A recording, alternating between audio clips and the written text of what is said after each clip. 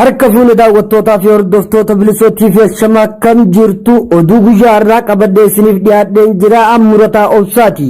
Edaa daawwattootaa fi hordoftoota keenya ijoon oduu keenya kan guyyaa har'aa keessatti tarkaanfii laaleessaa waboon goleelee Oromiyaa garagaraa keessa fudhatee fi haala yeroo ammaa kaaba Oromiyaa Walloo keessatti deemaa jiru qabannee isiniif dhiyeessina. Egaa daawwattootaa fi hordoftoota bilisootii fi warroonni maatii bilisootii fi hin ta'in subscribe gochuun maatii keenya ta'uun hordofaa isiniin jenna.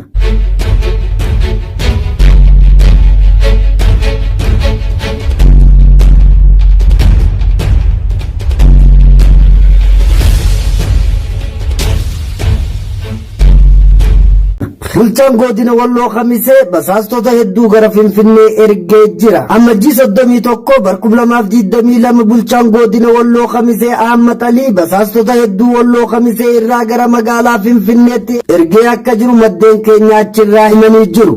Bal'ina oduu kanaa jaalfalmattuu Ooroo jaalattuu waboo akkatti aanutti isiniif dhiyeessa. Bulchaan godina Walloo Khamisee basaastota hedduu gara Finfinneetti ergee jira. Ammajjii 31 bara 2022 bulchaan godina Walloo Khamisee Ahmad Ali basaastota hedduu Walloo Khamisee irraa gara magaalaa Finfinneetti ergee akka jiru maddi keenya nutti himanii jirani. Dhalattoota Oromoo godina Walloo Khamisee keessaa rakkoo garagaraa dheessuuf gara magaalaa Finfinnee seni adamsee qabsiisuuf baay'inaan basaastota isaa gara Finfinnee akka ergee jiru keessaa beektonni nutti himanii jirani. Akka keessaa beektonni kunneen jedhanitti ilmaan Oromoo magaalaa Finfinnee gahuu godhatanii warri achitti argamtan hanga dandeessaniin of eeggannoo godhadhaa jechuun yaada isaanii dabarfatan. Namoonni ammaaf achitti argamaa jiran hedduun isaanii dhalattoota aanaa jillee damuugaa ta'uu dubbata maddi keenya. Yaada dabalataa qeerroo fi qarreen Walloo Khamisee irraa dabarfachaa jirani. Basaastonni hedduun yeroo ammaa kanatti gara magaalaa Finfinnee imalanii jirani.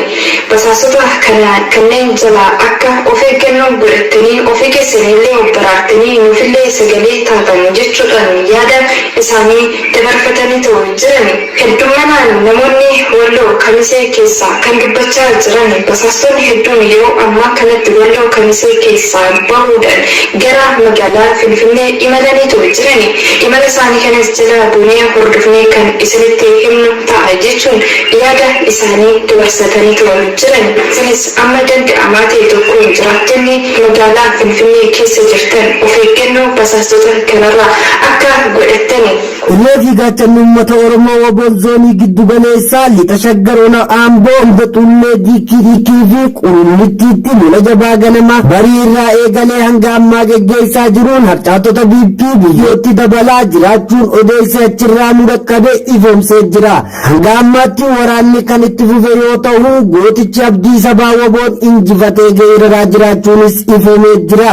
Bifuma wal fakkaatuun gootichi abdii sabaa waraanni bilisummaa Oromoo waboon haleellaa cimaa naqamtee fi bakka gidduutti humna yartuu mootummaa irratti taasiseen kaabinoota biltiqinnaa 13 to'annoo isaa jala oolchee jiraachuu waboon ifoomsee jira.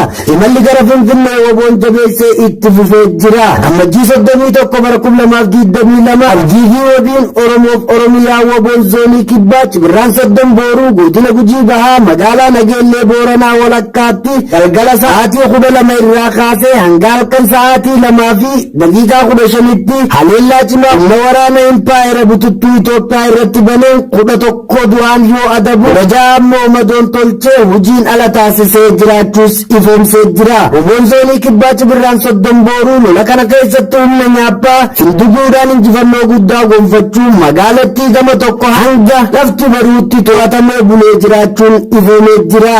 Bifuma wal fakkaatuun gootichi waraana bilisummaa Oromoo waboon zoonii kibbaa godina Gujii lixaa aanaa Bulee Horaa magaalaa Roobii magaadaa bakka isheen qursuma godhattee ciiftutti tarkaanfii ilaaleessaa waraana faashinistii BB irratti ammajjii 30/2022 sa'aatii 5 akka lakkoofsa impaayera Itoophiyaatti fudhateen yeroo 17 ajjeesee 10 madeessuun meeshaalee hidhannoo garaagaraa hiikuun ajajaan waboo zoonii kibbaa ibsanii jiru. Tarkaanfiin xumura gabrummaa bobbaa imala gara Finfinneen eegalame osoo addaan hin kunne hintiidhaan goolabamuuf halkanii fi guyyaa kan dur caalaa lola kan itti fufu ta'us gootichi waraana bilisummaa Oromoo waboon ibsanii jiru.